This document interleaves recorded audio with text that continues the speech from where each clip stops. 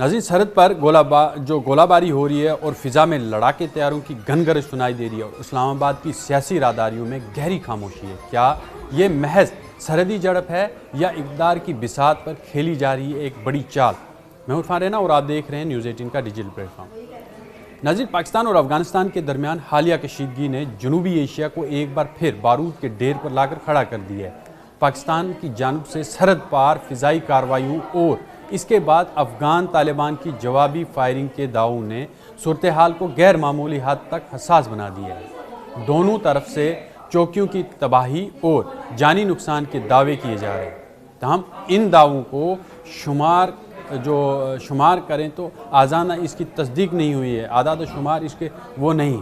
پاکستانی حکام کا کہنا ہے کہ کارروائیاں شدت پسند گروہوں کے خلاف کی گئیں، خاص طور پر ان عناصر کے خلاف جو سرحد پار حملوں میں ملوث بتائے جاتے ہیں۔ دوسری جانب کابل حکومت اسے خود مختاری کی خلاف ورزی قرار دیتے رہی ہے۔ طالبان ترجمان ذبیح اللہ مجاہد نے دعویٰ کیا ہے کہ افغان فورسز نے بھرپور جواب دیا ہے، جبکہ اسلام آباد ان دعووں کو مبالغہ آمیز قرار دے رہے ہیں۔ لیکن عسکری محاذ سے ہٹ کر ایک بڑے سوال سیاسی تجزیہ کاروں کے مطابق پاکستان میں فوج کا کردار تاریخی طور پر طاقتور رہا ہے اور موجودہ کشیدگی نے ایک بار پھر عسکری قیادت کو مرکزی حیثیت دے دی ہے۔ کچھ مبصرین کا خیال ہے کہ بیرونی خطرے کا بیانیہ اندرونی سیاسی دباؤ کو کم کرنے میں مدد دیتا ہے، خاص طور پر ایسے وقت میں جب معیشت دباؤ میں ہو اور سیاسی عدم استحکام موجود ہو۔ تاہم یہ بھی حقیقت ہے کہ سرحدی سلامتی کا معاملہ پاکستان کے لیے ایک حقیقی سیکیورٹی چیلنج رہا ہے، جس میں ٹی ٹی پی جیسے گروہوں کا مسئلہ شامل ہے۔ فوجی کارروائیوں کے حوالے سے اطلاعات ہیں کہ فضائیہ کے جنگی طیارے، ڈرون نگرانی اور توپ خانے کا استعمال کیا گیا ہے۔ مارٹر شیلنگ، راکٹ سسٹمز اور سرحدی پوسٹوں پر بھاری ہتھیاروں کی تعیناتی نے صورتحال کو روایتی جھڑپ سے بڑھا کر محدود عسکری تصادم کی شکل دے دی ہے۔ اگر یہ سلسلہ جاری رہا تو دونوں ممالک کو نہ صرف عسکری بلکہ سفارتی اور معاشی قیمت بھی چکانی پڑ سکتی۔ سیاسی سطح پر ناقدین کا کہنا ہے کہ جب خارجہ اور سیکیورٹی پالیسی مکمل طور پر عسکری زاویے سے طے ہو تو منتخب حکومت کا کردار محدود دکھائی دیتا ہے۔ اب حامیوں کا بھی یہاں پر ایک موقف ہے۔ حامیوں کا موقف یہ ہے کہ قومی سلامتی کے معاملات جو ہیں وہ اس میں یکجہتی ضروری ہوتی ہے اور فوجی قیادت زمینی حقائق کو مد نظر رکھتے ہوئے فیصلہ کرتی ہے۔ حقیقت شاید ان دونوں بیانیوں کے درمیان کہیں موجود ہے۔ اب جنوبی ایشیا پہلے ہی کئی تنازعوں کا بوجھ اٹھا رہا ہے۔ ایسے میں پاکستان اور افغانستان کے درمیان کھلا محاذ پورے خطے کو عدم استحکام کی طرف دھکیل سکتا ہے۔ اگر سفارتی چینل فعال نہ ہوئے تو سرحدی کشیدگی ایک لمبی تھکا دینے والی محاذ آرائی میں بدل سکتی ہے۔ اب اصل سوال یہی ہے کہ کیا یہ طاقت کا عارضی مظاہرہ ہے یا خطے میں ایک نئے اسٹریٹجک باب کی شروعات؟ فیصلہ توپوں کی آواز سے نہیں آنے والے سفارتی قدم کریں۔ ناظرین، پاکستان اور افغانستان کے درمیان حالیہ کشیدگی نے جنوبی ایشیا کو ایک بار پھر بارود کے ڈھیر پر لا کر کھڑا کر دیا ہے۔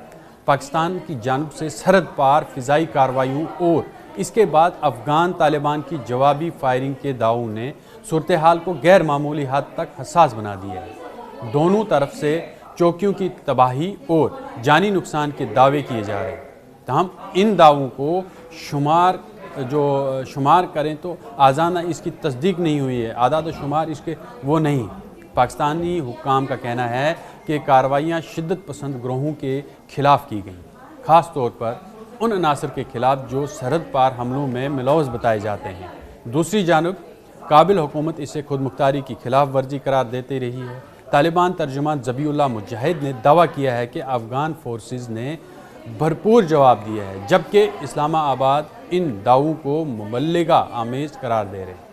لیکن عسکری محاذ سے ہٹ کر ایک بڑے سوال سیاسی تجزیہ کاروں کے مطابق پاکستان میں فوج کا کردار تاریخی طور پر طاقتور رہا ہے اور موجودہ کشیدگی نے ایک بار پھر عسکری قیادت کو مرکزی حیثیت دے دی ہے۔ کچھ مبصرین کا خیال ہے کہ بیرونی خطرے کا بیانیہ اندرونی سیاسی دباؤ کو کم کرنے میں مدد دیتا ہے، خاص طور پر ایسے وقت میں جب معیشت دباؤ میں ہو اور سیاسی عدم استحکام موجود ہو۔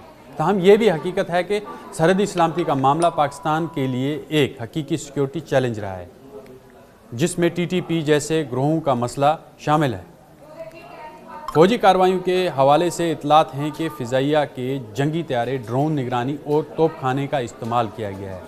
مارٹر شیلنگ، راکٹ سسٹمز اور سرحدی پوسٹوں پر بھاری ہتھیاروں کی تعیناتی نے صورتحال کو روایتی جھڑپ سے بڑھا کر محدود عسکری تصادم کی شکل دے دی ہے۔ اگر یہ سلسلہ جاری رہا تو دونوں ممالک کو نہ صرف عسکری بلکہ سفارتی اور معاشی قیمت بھی چکانی پڑ سکتی۔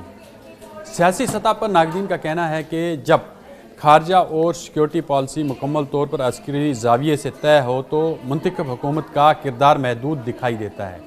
اب حامیوں کا بھی یہاں پر ایک موقف ہے۔ حامیوں کا موقف یہ ہے کہ قومی سلامتی کے معاملات جو ہیں وہ اس میں یکجہتی ضروری ہوتی ہے اور فوجی قیادت زمینی حقائق کو مد نظر رکھتے ہوئے فیصلہ کرتی ہے۔ حقیقت شاید ان دونوں بیانیوں کے درمیان کہیں موجود ہے۔ اب جنوبی ایشیا پہلے ہی کئی تنازعوں کا بوجھ اٹھا رہا ہے۔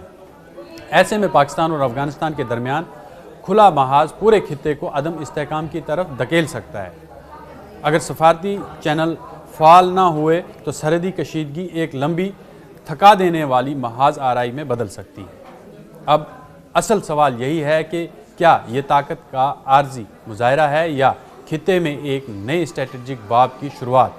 فیصلہ توپوں کی آواز سے نہیں آنے والے سفارتی قدم کریں۔